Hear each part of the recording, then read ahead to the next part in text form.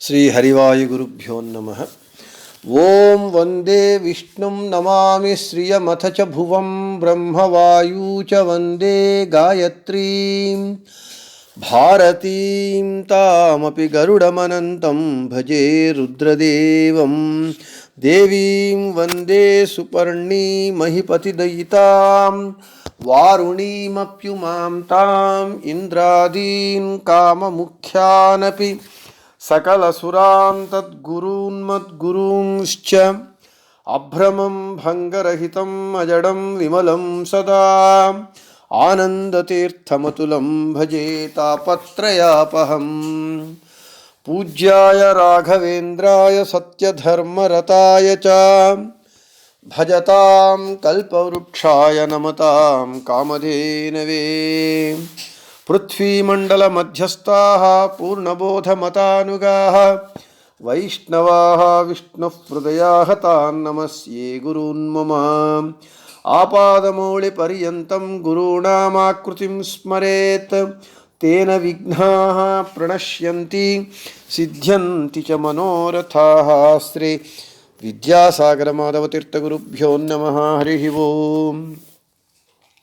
श्री पूर्णबोधगुरुतीर्थपयोब्धिपारा कामारिमाक्ष विषमाक्ष शिरस्पृशन्ति पूर्वोत्तरामिततरङ्गचरत्सुहंसा देवालिसेवितपराङ्घ्रिपयोजलग्ना जीवेशभेदगुणपूर्तिजगत्सु सत्त्वनीचोच्चभावमुखनक्रगणैः समेता दुर्वाद्यजापतिगिलैर्गुरुराघवेन्द्रवाग्देवता सरिदमुं विमलीकरोतु।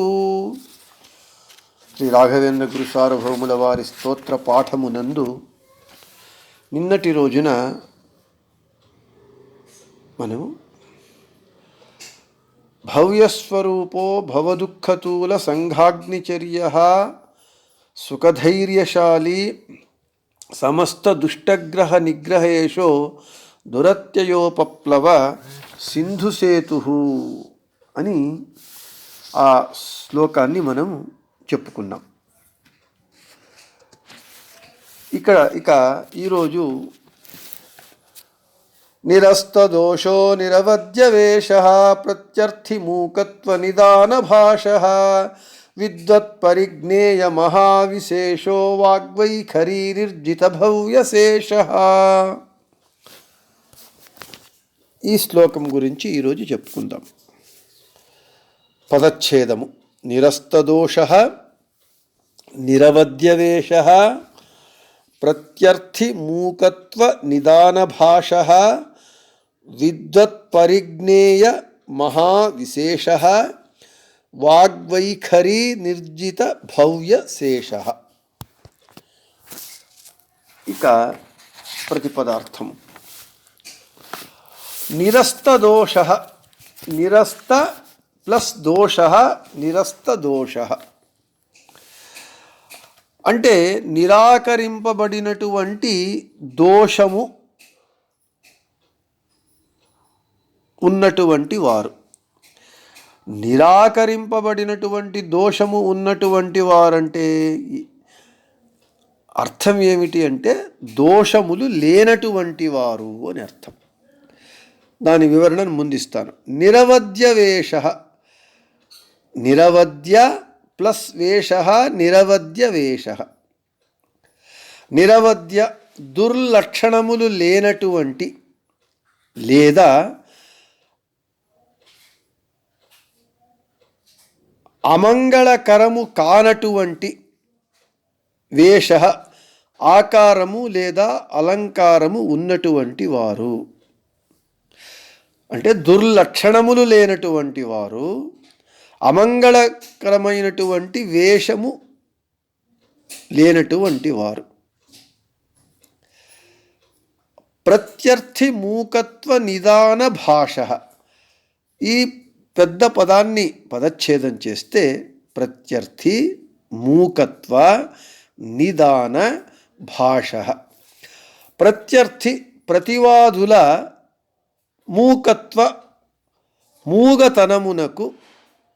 మూకత్వమునకు నిదాన ముఖ్య కారణమైనటువంటి భాష మాటలు కలిగినటువంటి వారు. విద్వత్ పరిజ్ఞేయ మహావిశేష. ఈ పదాన్ని మళ్ళీ పదచ్ఛేదం చేస్తే విద్వతు పరిజ్ఞేయ మహావిశేష. విద్వతు జ్ఞానుల చేత, పరిజ్ఞేయ బాగుగా తెలుసుకోవడానికి యోగ్యమైనటువంటి, మహావిశేష అతి శ్రేష్ఠులైనటువంటి, అసాధారణ గుణములున్నటువంటివి. వాగ్వైఖరి నిర్జిత భవ్యశేష. వాక్కు వైఖరి నిర్జిత భవి అశేష. అంటే వాక్కు మాట యొక్క వైఖరి చాతుర్యము చేత నిర్జిత జయింపబడినటువంటి భవి జన్మ ఉన్నటువంటి జీవుల అశేష. అంటే రాఘవేంద్ర స్వాముల వారి వాగ్వైఖరి చేత జయింపబడినటువంటి అశేషమైనటువంటి జనులు కలిగినటువంటి, లేదా భవ్య చతురుడైనటువంటి శేష అనేటటువంటి ఒక ప్రతివాదిని జయించినటువంటి వారు. ఇటువంటి రాఘవేంద్ర సార్వభౌముల వారు మనం నిన్న చెప్పుకున్నట్లుగా 4వ శ్లోకంలో చెప్పినటువంటి వాక్యాన్ని ఇక్కడ మళ్ళీ మనము అన్వయించుకోవాలి. ఇష్టప్రదో మే సతతం సభూయాత్. ఇటువంటి రాఘవేంద్ర గురు సార్వభౌముల వారు నాకు ఇష్టమైనటువంటి ఫలములను ఇచ్చువారు అగుగాక అని చెప్పుకోవాలి. తాత్పర్యం ఏమిటి అని అంటే, నిరాకరింపబడినటువంటి దోషములు కలిగినటువంటి వారు, అంటే దోషము లేనటువంటి వారు, దుర్లక్షణములు లేనటువంటి వారు, అమంగళకరమైనటువంటి వేషము రూపము అలంకారము లేనటువంటి వారు, అంటే దుర్లక్షణ రహితులు. ప్రతివాదుల మూకత్వానికి, అంటే వారు రాఘవేంద్ర స్వాముల వారితో మాట్లాడుతూ ఉన్నప్పుడు, వాదిస్తూ ఉన్నప్పుడు వీరితో మాట్లాడడానికి సాధ్యము కాకుండా మూగతనాన్ని, మౌనాన్ని దాల్చేటటువంటి వారు, మౌనాన్ని దాల్చేటట్లుగా చేసేటటువంటి భాష కలిగినటువంటి వారు రాఘవేంద్ర స్వాముల వారు. జ్ఞానుల చేత బాగుగా తెలుసుకోవడానికి యోగ్యమైనటువంటి, అసాధారణమైనటువంటి గుణములు కలిగినటువంటి వారు. ఇక తమ వాక్చాతుర్యముతో జయింపబడినటువంటి అశేషమైనటువంటి జనులు కలిగినటువంటి వారు, లేదా అత్యంత చతురుడైనటువంటి శేషుడు అనేటటువంటి ప్రతివాదిని జయించినటువంటి వారైనటువంటి రాఘవేంద్ర స్వాముల వారు నాకు ఇష్టమైనటువంటి ఫలములను ఇచ్చేటటువంటి వారు అగుగాక అని తాత్పర్యం. ఇక ఇప్పుడు ఒక్కొక్క విశేషణము యొక్క విశిష్టమైనటువంటి అర్థాన్ని చూద్దాం. నిరస్తదోష, నిరాకరింపబడినటువంటి దోషము కలిగినటువంటి వారు, అంటే దోషములు లేనటువంటి వారు అని అర్థం. అయితే నిరస్తదోష అనేటటువంటి శబ్దానికి విశిష్టమైనటువంటి, విశేషమైనటువంటి అర్థం ఉన్నది. మనకు 2 రకములైనటువంటి పుణ్యములు ఉన్నాయి. ఇష్టపుణ్యము, అనిష్టపుణ్యము అని. అంటే మనము ఫలాన్ని అపేక్షించి చేసేటటువంటి పుణ్యకర్మము, అంటే పుణ్యము చేసేటప్పుడు ఆ పుణ్యము యొక్క ఫలాన్ని అపేక్షించి చేసేటటువంటి కర్మ అది కామ్యకర్మ అవుతుంది. ఆ పుణ్యకర్మ మనకు ఇష్టంగా ఉంటుంది, ఇష్టము కావలసి ఉంటుంది. అది ఇష్టమైనటువంటి కర్మ.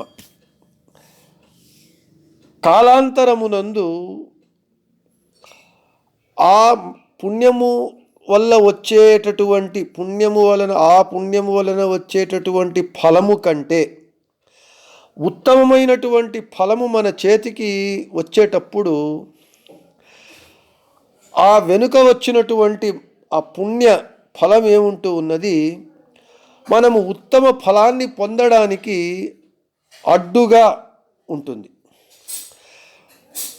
అంటే మనము అపేక్షించేటటువంటి మన చేతికి వచ్చేటటువంటి ఉత్తమ ఫలమునకు అడ్డుగా ఉన్నటువంటి మనము చేసినటువంటి వెనుకటి పుణ్యం ఉన్నది కదా, అది అడ్డుగా ఉంటూ ఉన్నది కాబట్టి అది మనకు అనిష్ట పుణ్యం అవుతుంది. అది మనకు ఇష్టపుణ్యం కాదు. అంటే మనకు ఉత్తమ ఫలము వచ్చేంత వరకు ఈ పుణ్య ఫలము మనకు ఇష్టమైనటువంటి పుణ్యం. దానికంటే ఉత్తమమైనటువంటి ఫలము వచ్చేటప్పుడు ఈ పుణ్యము మనకు అడ్డుగా ఉంటుంది కాబట్టి ఉత్తమ ఫలానికి అప్పుడు అది అనిష్ట పుణ్యం అవుతుంది. ఉత్తమ ఫలాన్ని ఇచ్చేటటువంటి పుణ్యము ఇష్ట పుణ్యం అవుతుంది. ఇష్టానిష్ట పుణ్యములు. ఇక మనకు అర్థమయ్యే విధంగా చెప్పుకోవాలి అని అంటే, ఒక గుమాస్తా ఉద్యోగానికి అర్జీ పెట్టుకుంటాడు. అప్పుడు ఆ గుమాస్తా ఉద్యోగం పొందడానికి కావలసినటువంటి ప్రయత్నం కానివ్వండి, ఏదైనా కానివ్వండి, అవన్నీ కూడా వానికి ఇష్టంగా ఉంటాయి. ఎందుకు? ఆ గుమాస్తా ఉద్యోగం నాకు కావాలి, దానికి నేను ఆ ప్రయత్నాలు చేస్తూ ఉన్నాను, అవన్నీ అతనికి ఇష్టముగా ఉంటాయి. కొన్ని దినాలైన తరువాత వానికి ఆ గుమాస్తా ఉద్యోగము వచ్చి ఆ గుమాస్తా ఉద్యోగంలో చేరాలి అనేటటువంటి స్థితి యందు దానికంటే పెద్ద ఉద్యోగమైనటువంటి ఆఫీసర్ ఉద్యోగం వానికి లభిస్తుంది. అప్పుడు ఆఫీసర్ ఉద్యోగం చేరాలి అనుకున్నప్పుడు వానికి వెనుక వాడు ప్రయత్నించినటువంటి గుమాస్తా ఉద్యోగము, ఆ గుమాస్తా ఉద్యోగానికి చేసినటువంటి ప్రయత్నములు అవన్నీ కూడా వానికి అనిష్టమైపోతాయి. అంటే ఇష్టము లేకుండా పోతాయి. అంటే ఒక్క స్థితి యందు గుమాస్తా ఉద్యోగము, దానికి చేసినటువంటి ప్రయత్నాలు అవన్నీ కూడా ఇష్టము. దానికంటే పెద్ద ఉద్యోగం ఆఫీసర్ ఉద్యోగం వచ్చినప్పుడు ఆఫీసర్ ఉద్యోగము, దానికి చేసినటువంటి ప్రయత్నాలన్నీ ఇష్టమవుతాయి. అంతవరకు చేసినటువంటి ప్రయత్నాలు, గుమాస్తా ఉద్యోగానికి చేసినటువంటి ప్రయత్నాలు, గుమాస్తా ఉద్యోగము అవి అనిష్టమవుతాయి, ఇష్టము కాకుండా పోతాయి. అదేవిధంగా ఇష్టపుణ్యము, అనిష్టపుణ్యము అని రెండు విధాలుగా ఉంటూ ఉన్నాయి. ఇక్కడ ఇక అపరోక్ష జ్ఞానము రావడానికి ముందుగా అసంఖ్యాకమైనటువంటి పుణ్యకర్మలను అనేక రీతిగా చేస్తారు. ఈ ఫలము నాకు కావాలి, ఆ ఫలము కావాలి అని పుణ్యకర్మలను చేస్తారు. అపరోక్ష జ్ఞానము రావడం వరకు, వచ్చేంత వరకు. అపరోక్ష జ్ఞానం వచ్చిన తరువాత ఆ అపరోక్ష జ్ఞానము చేత, భగవంతుని అనుగ్రహము చేత ముక్తి అనేటటువంటి శాశ్వతమైనటువంటి మహాశ్రేయస్సు, మహాఫలము లభించేటటువంటి స్థితి వచ్చినప్పుడు వాడు వెనుక చేసినటువంటి పుణ్యకర్మల ఫలమైనటువంటి అల్పము, అస్థిరము, అనిత్యము అయినటువంటి స్వర్గాదులు దొరికేటటువంటి ఆ స్వర్గాదులు, వాటి అటువంటి అల్ప ఫలములన్నీ ఈ అపరోక్ష జ్ఞానులకు అవి అనిష్టమవుతాయి. అవి వాళ్లకు కాబట్టవు. నిత్య సుఖమైనటువంటి, శాశ్వత సుఖమైనటువంటి మోక్షమే దొరుకుతూ ఉన్నప్పుడు నశ్వరమైనటువంటి స్వర్గము మొదలైనటువంటివి ఇవన్నీ కూడా వారికి అనిష్టములవుతాయి, ఇష్టము కాకుండా పోతాయి. వాటి ఫలములు పుణ్యములు కూడా అనిష్టము అవుతాయి, ఇష్టము కాకుండా పోతాయి. ఈ విధంగా ఇష్టానిష్ట పుణ్యములు అని రెండు విధాలుగా ఉంటూ ఉన్నాయి. ఇంకా కొద్దిగా విస్తారంగా మనము చెబితే ఈ విషయాన్ని, అపరోక్ష జ్ఞానము రావడానికి పూర్వము చేసినటువంటి అన్ని పుణ్య పాపములు సంచిత కర్మములు అని పిలుస్తారు. ఈ సంచిత కర్మ ఫలములను అనుభవించేటప్పుడు వారికి అపరోక్ష జ్ఞానమైతే, అంటే ఆ సంపాదించుకున్నటువంటి ఆ కర్మ ఫలములను అనుభవిస్తూ ఉంటారు. అనుభవిస్తూ ఉన్నప్పుడు అపరోక్ష జ్ఞానం కలుగుతుంది. కలిగినప్పుడు ఇంకా పూర్తి కర్మ ఫలాన్ని అనుభవించి ఉండరు, ఇంకా కొంత ఫలం అనుభవించవలసి ఉంటుంది. అప్పుడు అపరోక్ష జ్ఞానమైనప్పుడు అనుభవించకుండా ఇంకా సంచిత కర్మ వదిలి ఉంటారు కదా, అది ప్రారబ్ధ కర్మ అని పిలుస్తారు. ప్రారబ్ధ కర్మ అంటే ప్రకృష్టంగా అనుభవించడానికి ఆరంభించినటువంటి కర్మ. అంటే సగంలో అనుభవించి ఇంకా ఆ తరువాత అపరోక్ష జ్ఞానం వచ్చినప్పుడు మిగిలినటువంటి ఆ కర్మ ప్రారబ్ధ కర్మ. దీనిని అపరోక్ష జ్ఞానమైన తరువాత దానిని అనుభవించి తీరాలి. ఇప్పుడు అపరోక్ష జ్ఞానం అయిన తరువాత చేసేటటువంటి కర్మలకు ఆగామి కర్మలు అని అంటారు.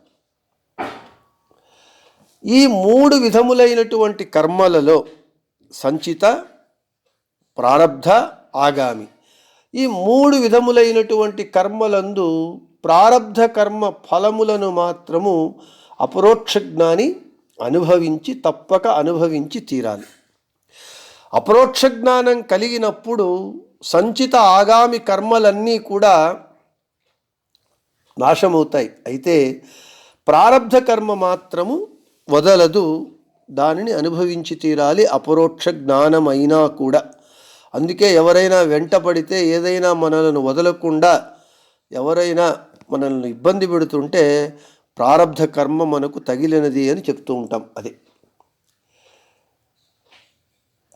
అయితే ఈ ప్రారబ్ధ కర్మ వదలి సంచిత మరియు ఆగామి పుణ్య పాప కర్మల ఫలములను, అనిష్ట పుణ్యము తరువాత పాపము, ఈ అనిష్ట పుణ్యాన్ని ఎవరైతే ఆ అపరోక్ష జ్ఞానులను పూజిస్తారో సేవిస్తారో వారికి ఆ అపరోక్ష జ్ఞానులు తమ అనిష్ట పుణ్యాన్ని వాళ్లకు పంచుతారు.